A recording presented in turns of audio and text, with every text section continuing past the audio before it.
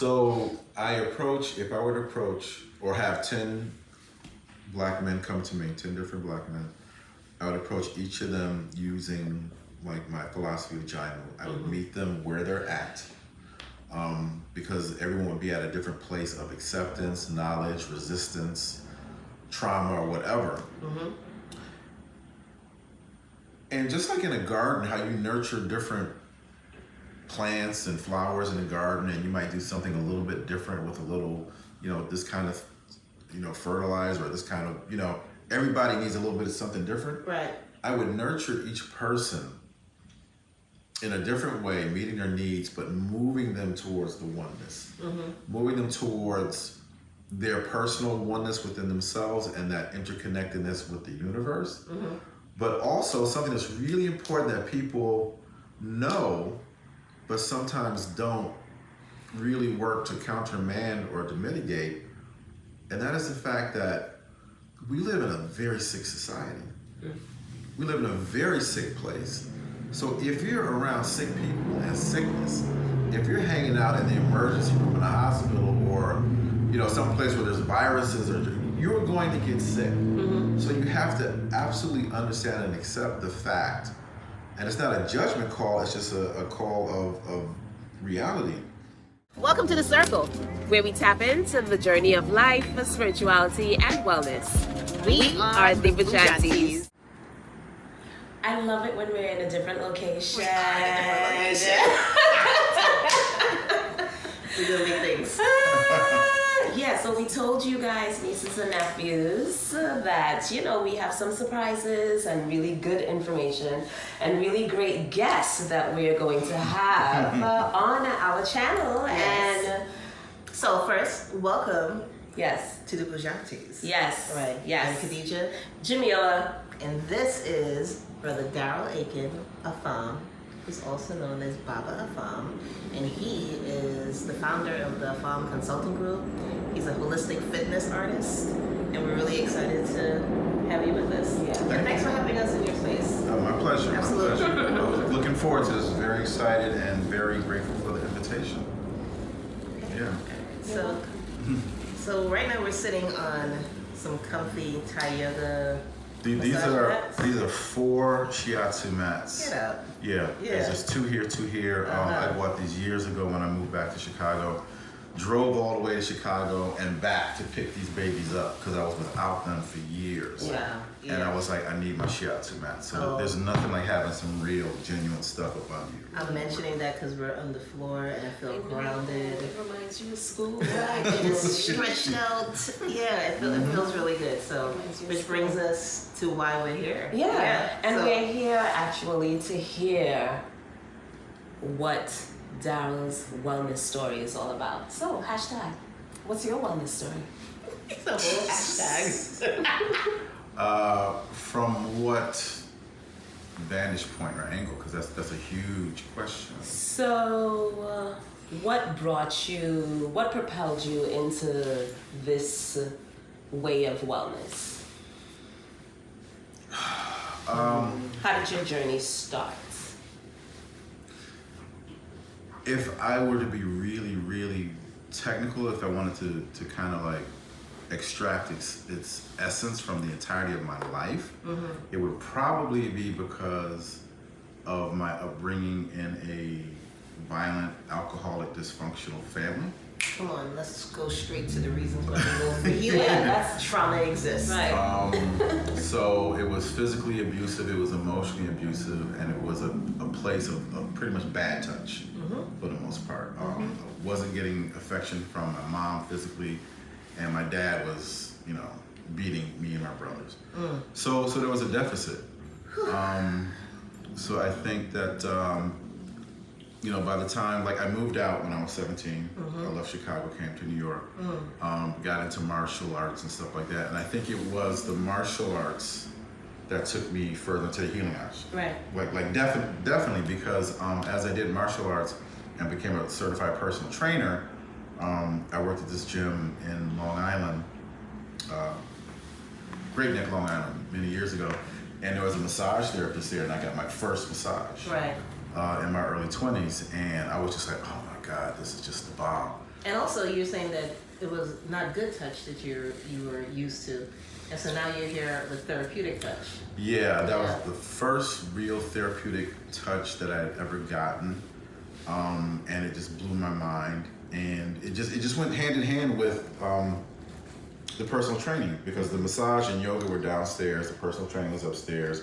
We would train, yada yada yada, take a break and get a massage, and it was just like, you know, of course I've got to like incorporate this into what I'm doing. So that's kind of like the genesis of my trajectory in health and wellness, and then everything else after that kind of just grew organically. Like there was no game plan of saying, okay, well I'm gonna write down and I want to learn yoga, I want to learn massage. Right. It was none of that. It was everything just kind of like a flower, just blossomed out. And so what came after that was, going to school, learn shiatsu, deeper forays into the martial arts, going into meditation, learning qigong, learning sotai, which a lot of people don't know about, is a Japanese healing art. And within that also were the sexual healing arts. The Taoist sexual healing arts came in when I was a personal trainer at Equinox, at someone's suggestion to me as a young man in my early 30s, like a really good friend of mine who knew I was dating a lot, and he saw me coming into work all worn out and everything. He's like, yeah, man, you need to learn how to retain. I was like, retain? Yeah, so. Yeah, and I was like, what is that? Right. So then I got onto the whole Taoist sexual energy healing thing. And then, like I said, all of it's been an organic experience, including going back to school and getting 2 degrees in psychology from Penn State. And that, took me into another realm, in the academic world, of arts and sciences, if you will. Right. So it's just everything that I've learned and experienced comes out in my healing. Even my first degree in mechanical engineering, which is an associate's degree, so physics applies to the things that I do, and having a knowledge of that. So it's just a very well-rounded path. So I hope that answers your question. Yeah, because it's a lot. It's a lot.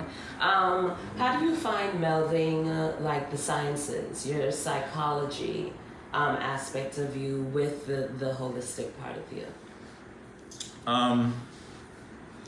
I find it a natural thing for me to do, but I also have to be aware of what I'm using and the container where that came from. So if it's a Eurocentric container of knowledge, I have to somewhat translate and transmute that to come from a more Afrocentric or a more naturalistic standpoint. Because even when I was in school for psychology, undergrad and graduate, I would read stuff and learn stuff. I was like, this stuff is bereft of soul. This stuff is bereft of love. It's bereft of connection. It's bereft of certain things. So when I pull those things in, sometimes I have to do a organic patchwork of rehumanizing the information and making it much more humanistic versus clinical, if that makes sense. Yeah, it does make sense. Yeah. It does make sense. It really does make sense. Do you think that clinicians should actually incorporate like a more humanitarian arts when they're studying these sciences, so that they do translate to clients in a more humanistic way? 110% yes. I still do lectures at various schools because I work for myself and have for the past 24 years. Outside of a very short stint of being back in a nonprofit, very short stint. I still do lectures and workshops within all kinds of institutions, public, private, nonprofits, religious, and whatnot. And every time I am, especially when I'm lecturing like at Columbia University or New York University or Brooklyn College, within classes where people are learning technical stuff, it's the same institutional.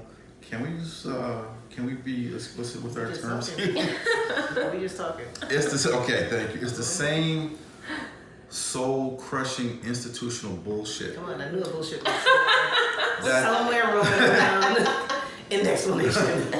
That gets shuffled around and repackaged and sold to potential students as, this is multicultural, this is diverse, this is equity, this is that. And it takes a very simple analysis to see how systemically what's being taught is still moving in the same direction of oppressive institutions designed to oppress people of color, the poor, and those who just have no power. So to answer your question, yes, and that's part of the reason I get hired to go into these places, because they know that I'm an alley cat. I'm outside the system. Right. So when I go into the system, I can say what the professor can't say, what the teachers can't say. I can just like put it out there. Straddle the line kind of thing. Yeah. So I say yes, but they just need to find good sources for that humanistic style training, because here's the other rub. You've got people outside who know this, who know what I'm saying, and take advantage of people who want to learn humanistic stuff. And they get a homogenized, watered down, truncated version of something authentic, if that makes sense. It does. It's like this whole anti-racism thing, in the DEI, because that's become a zeitgeist within institutions. You have a whole bunch of people popping up being anti-racism trainers, and they really don't know anything about it. They have no skin in the game. It's a bad pun. They've got no skin in the game, but they know that corporations are looking to check boxes. Right. So they put together a little package, and they go and they spend a weekend or afternoon, and everybody does their mental masturbation, checks the box, everybody feels good, and they keep it moving. Right. But that institution doesn't change. Right? So yes, but and is my answer to that. To talking about corporations, I know there's a part of your work that you do take into corporations. I'm not sure, I can't remember exactly what aspect of training it is, but I want you to kind of elaborate a little bit more on that. I think you shared it with me one time, and it was something about empathy in corporate spaces through sound or something like that. No. What was it? That was another brother you were talking to. Okay. So my wheelhouse in the Found Consulting Group, and I don't know if you'd be able to, I don't know with the platform if you'd be able to show the logo or not, but you remember what my logo looks like? The three rings? Okay. Three color rings? Yeah. So there's a gold ring, a black ring, and a blue ring.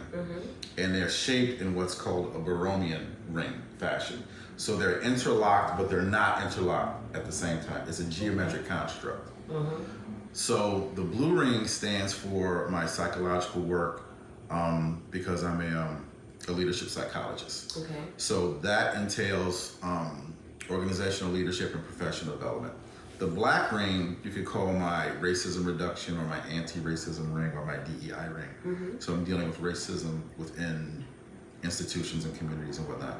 The gold ring is my health and wellness ring. And that is everything that I do in the health and wellness field, Qigong, meditation, shiatsu, and stuff like that.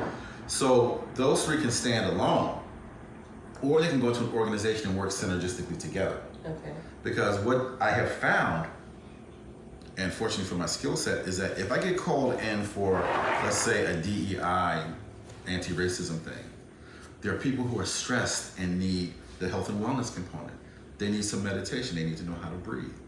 I can go in and help with some straight up health and wellness stuff and find that organizationally, or they're having problems with professional development, conflict resolution, leadership issues, then that piece works together with the health and wellness piece.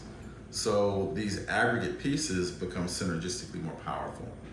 So what I bring into that is a holistic mindset of always pulling those together, so that I can move with those seamlessly, because they're all me. And the people that I bring in to co-facilitate with me, they have that same kind of understanding as well. Okay. I hope that wasn't too much. No, it wasn't. I mean, I think one of the things that I'm hearing a lot of how the work goes out, right? And how you're putting out towards community, whether it's corporations or whether it's individual clients, right?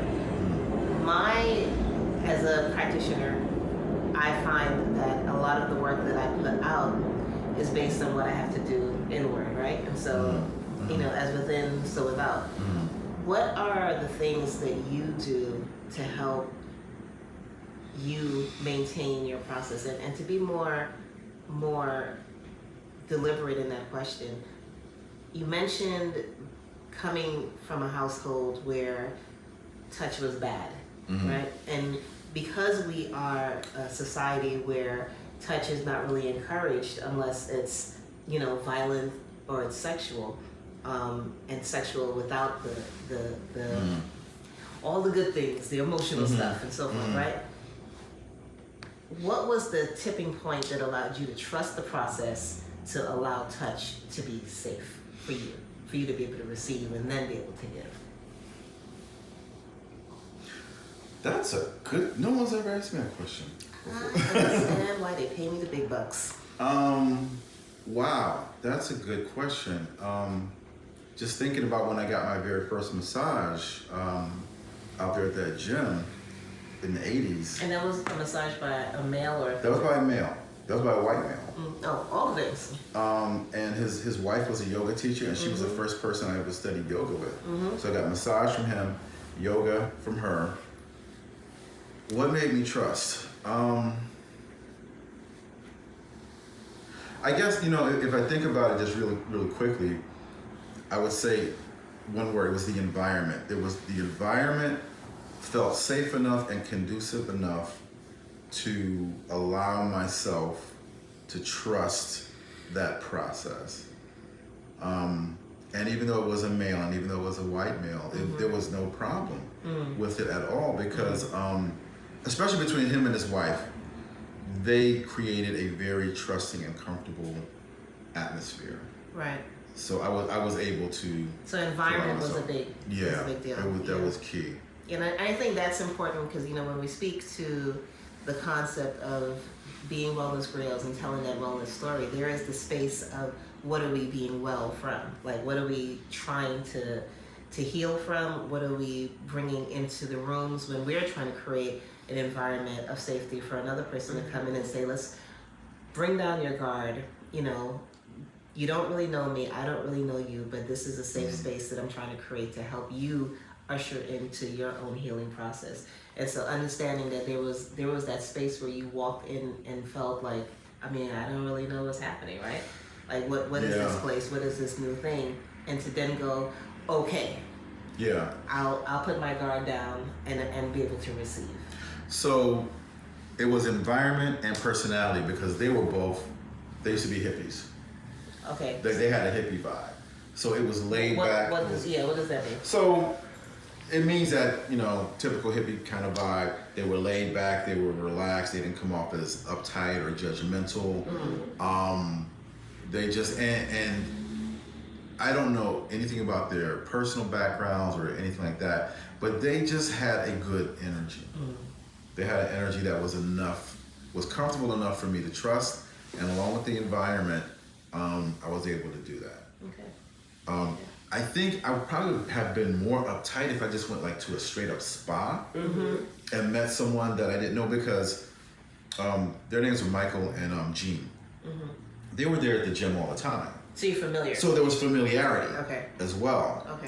Because I know that I didn't get a massage the first time I went there. It's like, okay, you guys do yoga, you do massage, and then I dipped my toe into the yoga. I was like, oh, this is kind of cool. And I now it's kind of coming back. He's like, yeah, you should come and get a massage. You should come and get a massage because we used to train hard. This was we were doing the Nautilus machine stuff from the 80s. That crazy stuff where we would do chins. We would jump up and do negative chins and strap 100 pounds on your waist and do this is pure the negative. 80s. This is late 80s, early 90s. And so this is off topic, right? And what made me think about it because what would, this is such a great question, I have to say. It's an amazing question. It really is. Oh my goodness. what would you say to the emerging wellness practitioner of the 80s, then now that you are Baba Afam, right? And you've experienced certain things, you've seen certain things, you've made mistakes, you've learned from those mistakes, or mistakes aren't even mistakes, they're opportunities for lessons to grow. What would you say to that young man who is burgeoning into this new thing, this wellness field, based on the information you have now? What would you say to him? What would I say to myself at that point that I know now from hindsight? Right? I would actually say, knowing me and knowing myself, is keep doing what you're doing and stay true to you. Because I was just always very open.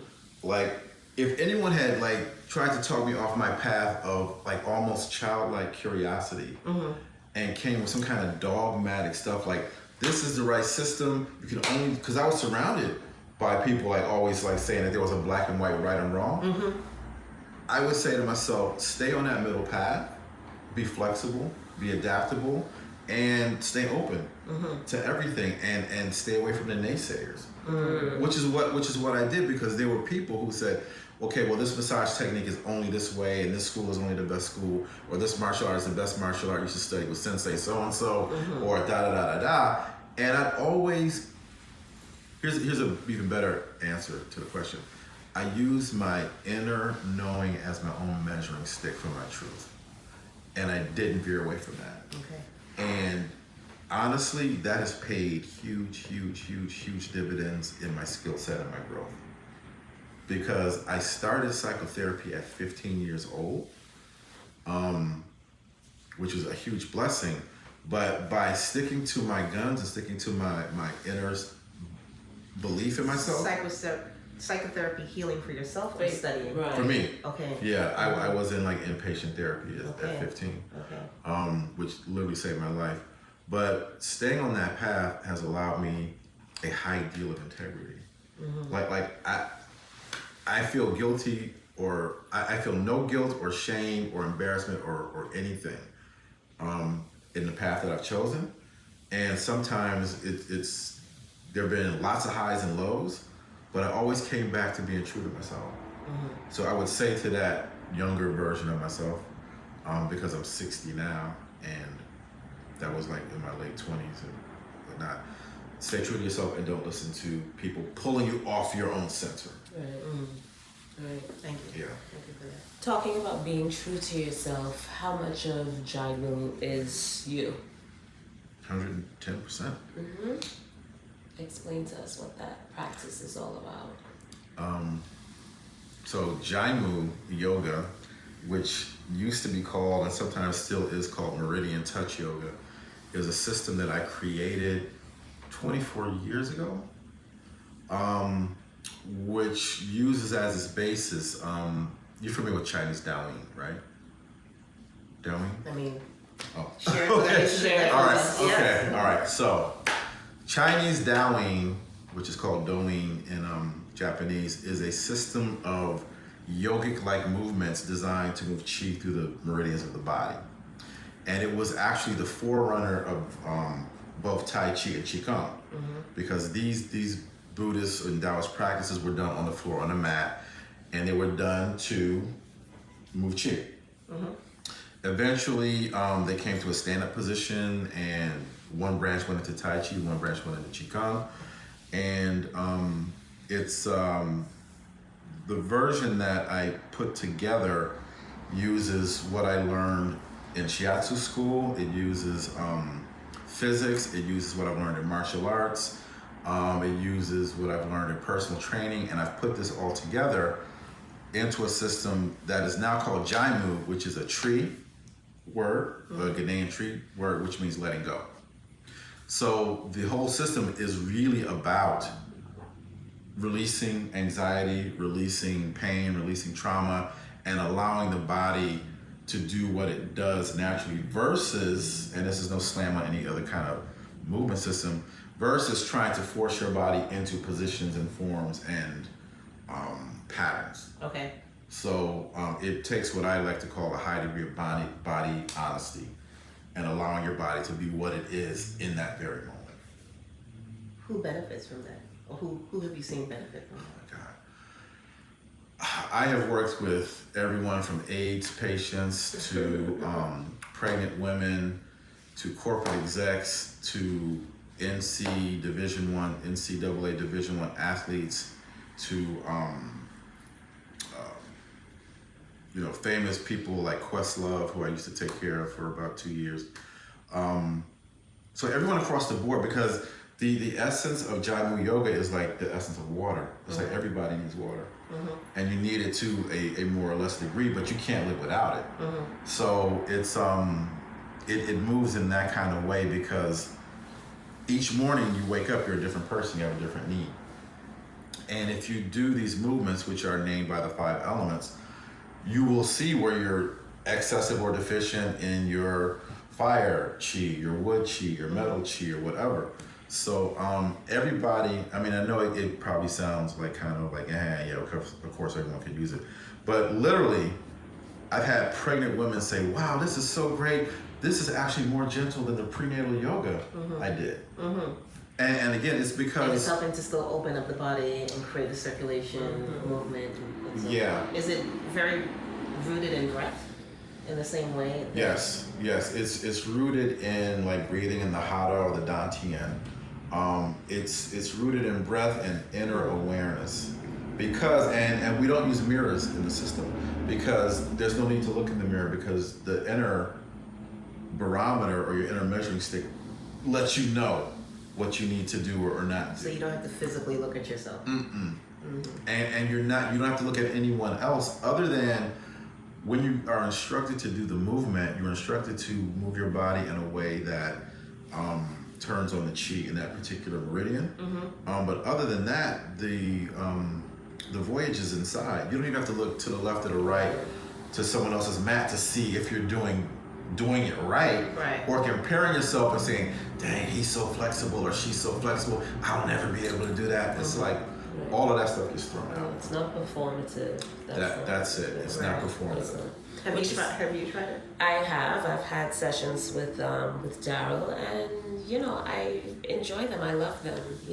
It really benefited me in a lot of ways. One of the things that I did like about it is that it helps you to really stay true to being intentional about what it is that you're feeling inside of your body. And that's where the translation between getting rid of or holding on to something comes to superficiality, when it comes to the physicality of what it is you're trying to let go of, or what it is that you're holding on to, that you don't want to let go of. So it's just like the manifestation of everything that you're internalizing comes forward in your movements. For me, that's what I got from it when I had my practices. Okay. How do you release? Like when you're stressed, what form of self-care do you use? Well, I use Jameelah, of course. I use a lot of things, and I use things every day, literally every day. There's not a day that I'm not employing something. I'm eating healthy. I've got my herbal supplements. I got my teas. So there's a lot of things that I do. But going to the brass tacks, the number one thing I like to do when I can keep it going is acupuncture and massage. My Sifu of many, many years has just left Chinatown a couple months ago.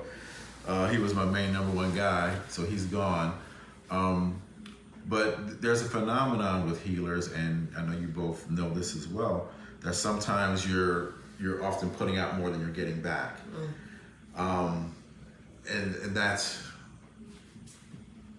the biggest Achilles heel. I once had a reading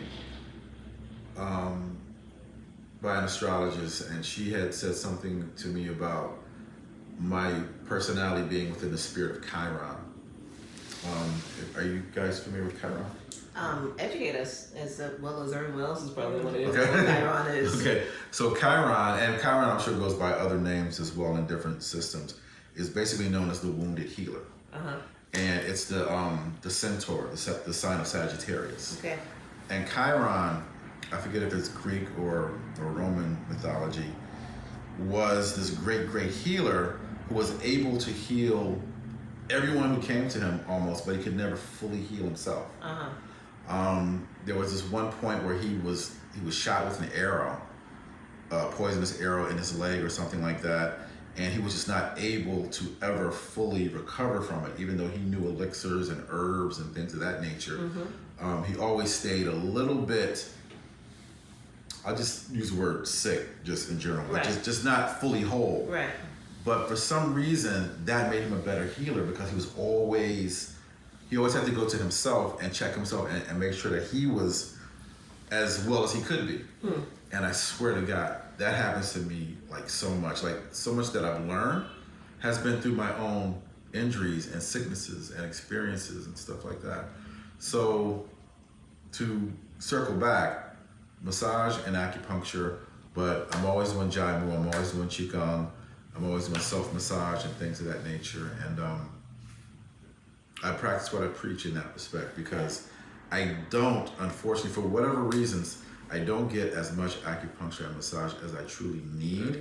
So my consistency in going to my own skill set for self-healing literally keeps me alive.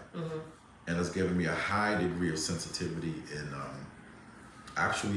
diagnosis, and awareness. So we live in a society of, I think we move from a space of the afterward as opposed to the preventative, right? And so when after we hear a diagnosis of whatever it is, in our community of Black and brown bodies, I've noticed hypertension, I've noticed diabetes, I've noticed high cholesterol showing up more and more in the conversations of people who are cancer, of course, who are moving through this life. And it has nothing to do, unfortunately, these days with age, right? So the ageism of that's an old person's disease, oh, you're 60 and up, you're 75 and up, then there's an expectation of some sort of illness, right? What I'm hearing more and more is these things show up in all capacities of whatever age group, and people unfortunately are succumbing to these very preventable illnesses at younger and younger ages. And so as a Black man embodying the body that you do have, right, when you encounter folk who are clearly making decisions that will lead to certain experiences, and we don't know what those decisions always are, but we do know there's certain characteristics of behavior, like not resting, not hydrating enough, utilizing, more leaning towards their stressors than finding solutions that help alleviate those stressors, which leads into the heavier and higher body having to overwork to try to find, the homeostasis, right, the balance. What do you say to another man? I'll wait for our sounds to go by, right? But what do you say to another man, and he stands in front of you and says, yo, I'm feeling this, right? These are the things that I'm going through, or I don't even understand what I'm feeling. How do you get them to do the things that you're saying about going within and trusting in the self-diagnosis without going, hey, you got to study for another 30 years before you can do that? Well, the immediate, the first thing is basically Jameelah, which the approach is meeting someone where they're at. I can meet 10 different Black men, and there are 10 different stages of acceptance, self-knowledge, self-awareness, whatever. So I'm gonna meet them like water. Right. I'm gonna shape. I'll wait for that to pass. Because Brooklyn, Right? all this beautiful sounds. And the warmer it gets, the more that's gonna be. Come on now, that's how we know it's time. Yep, right? Motorcycles come out and the music start playing, I'm not mad. So if I were to approach or have 10 black men come to me, 10 different black men, I would approach each of them using like my philosophy of Jameelah. I would meet them where they're at, because everyone would be at a different place of acceptance, knowledge, resistance, trauma, or whatever. And just like in a garden, how you nurture different plants and flowers in the garden, and you might do something a little bit different with a little, this kind of, fertilizer, or this kind of, everybody needs a little bit of something different. Right. I would nurture each person in a different way, meeting their needs, but moving them towards the oneness, moving them towards their personal oneness within themselves and that interconnectedness with the universe. But also something that's really important that people know, but sometimes don't really work to countermand or to mitigate, and that is the fact that we live in a very sick society. We live in a very sick place. So if you're around sick people and sickness, if you're hanging out in the emergency room in a hospital or some place where there's viruses, or you're going to get sick. So you have to absolutely understand and accept the fact, and it's not a judgment call, it's just a call of reality. We live in these containers that are very, very ill. So you must, if they came in with headache issues, back issues, depression, anxiety, whatever, it's like, brother, you have to realize that if you're gonna chase that corporate brass ring, you gotta understand the container where you're playing. If you're out here and you wanna be the street cat or whatever, you just wanna chase the girlies and drink and get high, understand that is held within a certain environment. And on top of that, the bigger picture is that somebody benefits from your illness. So they want you to stay sick. Dr. Amos Wilson would say that there's a political necessity for black people to be sick, for men and women to be at each other's throats, for brothers to be wilding and going to jail or whatever. So there's a physiology, but then there's a psychology. It's like you have to understand the psyop of oppression, because that oppression is a part of the illness that keeps feeding itself. So that's what I would do. And that's what I do.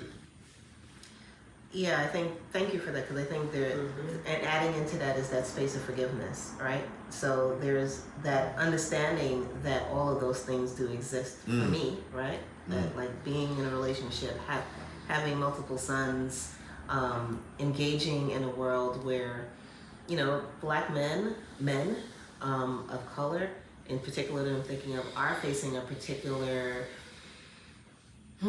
challenge, heaviness, no matter how they walk this world, that sometimes to mitigate what they're feeling, sometimes to navigate that road, they cause a lot of harm to the people who they care about. Like I was talking to someone who I love so much, and his process was like, okay, I'm just trying to find my way, because I know I'm hurting people, because I'm hurt, right? And I know I'm hurting the people that I care about, and I don't want to do that. And being able to show that those are the symptoms of a bigger sickness, right? Yeah, exactly. And to be able to express to them, well, here's some other aspects, right? Here's another version of healing that you could look at that doesn't really involve you hurting yourself, in the way of like, sometimes, you smoke, you drink, you use coke, you use whatever other drugs are out there that I can't remember all the names of, but they help to calm you down in that moment or isolate you from whatever you're feeling.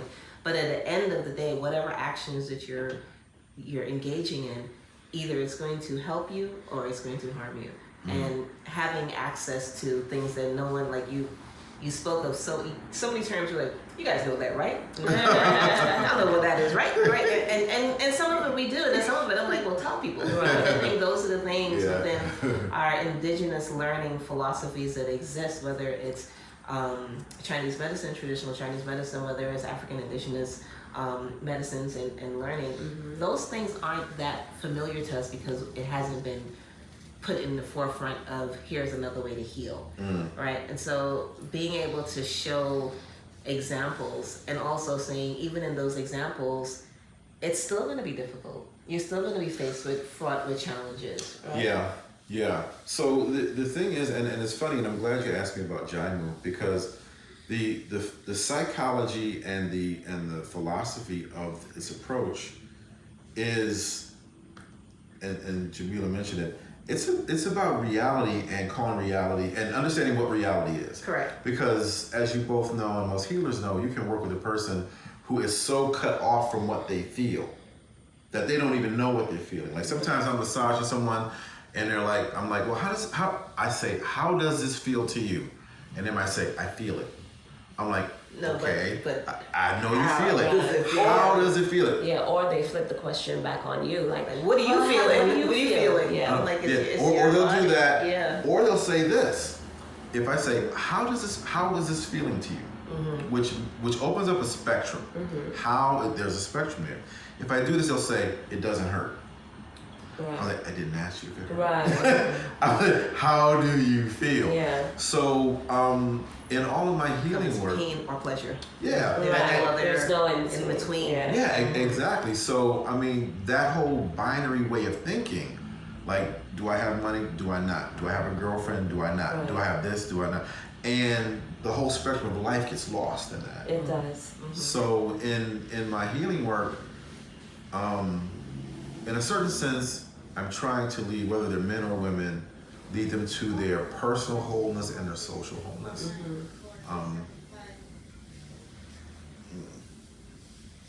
Sorry. Okay. Sorry. Yeah. Their personal wholeness. And They- you said two. You're trying to lead them to their To their personal wholeness, well, I'll make it more than two, to their personal wholeness, to their relationship wholeness, to their familial wholeness, community wholeness, and societal and world wholeness. from the work that Yes. they're engaging in. Yes, because in my way of thinking, if you're not healing on that trajectory, then you're not healing.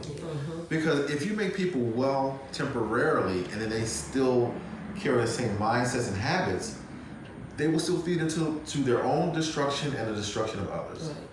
And then consciously, for like as a practitioner, I try not to use the word that I'm making a person well, only Right. because the responsibility, I'm along for a very short particular space of the journey, right? Like the work that they're trying to create space and healing in started way back, from birth to when we met.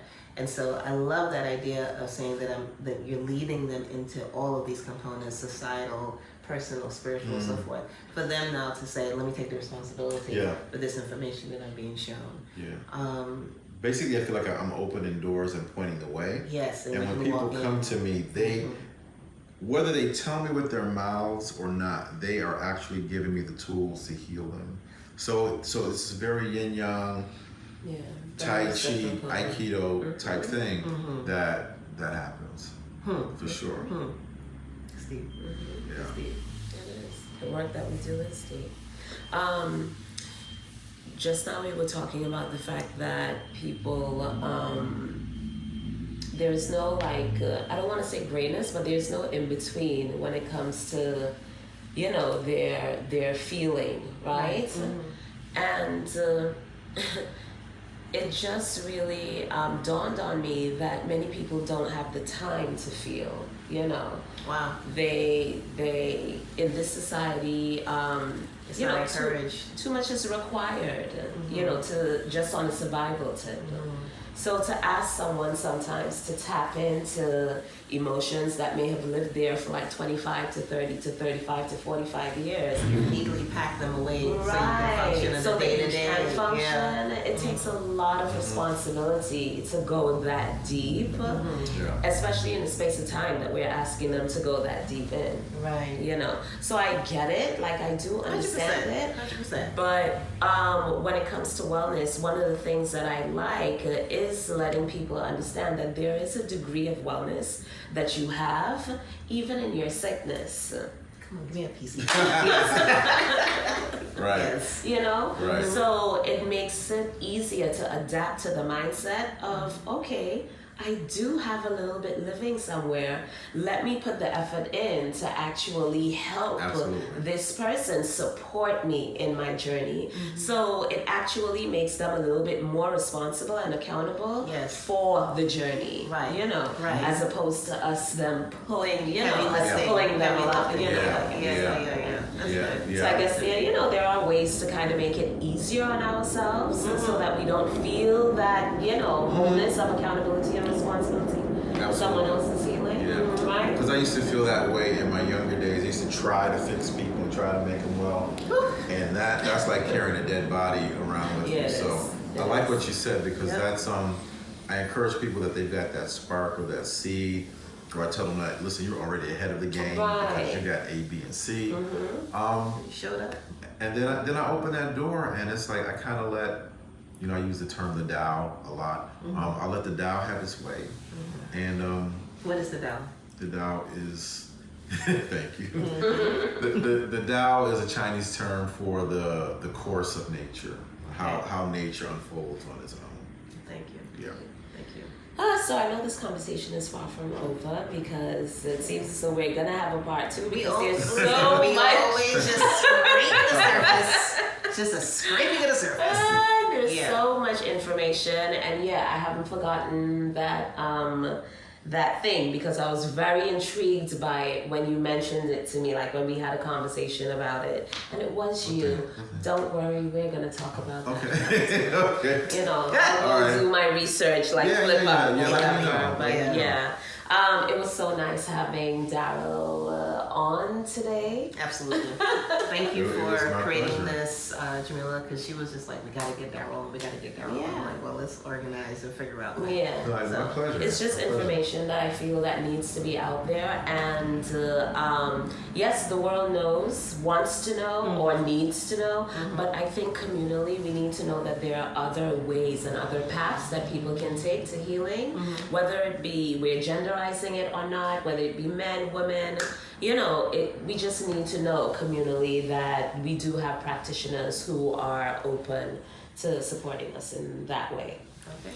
Yeah, and this is timely also, because I think I mentioned to you that I'm going to be formally starting the Jameelah training this year. Oh. Starting in June. There you go. Yeah. Where do you know the spaces you're going to be in yet, so that people, nieces and nephews, can know? Well, the first training is going to be for practitioners. Okay. For people who are healers already. Okay. Because I want you to have it and then you take it out.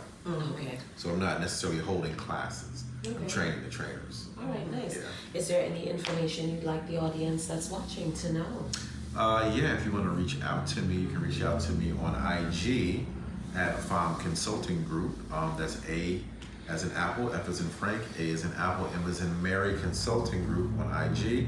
And that's probably the best way. Okay. If you want to hit me up, just reach out to me there. All right, and of course, if you want to stay in contact, like he said, you know, watch this video again and again and again. Subscribe, you know, like, share. I'm ready. And bang the bell. Bang the bell, y'all. Bang the bell. Bang the bell. Bang the bell. That's a Yes, we were very intentional about it. About it, right? Right. Yeah, to another great Tuesday interview. Thank you again. Yes, thank you. My pleasure. BoujAunties. Yeah.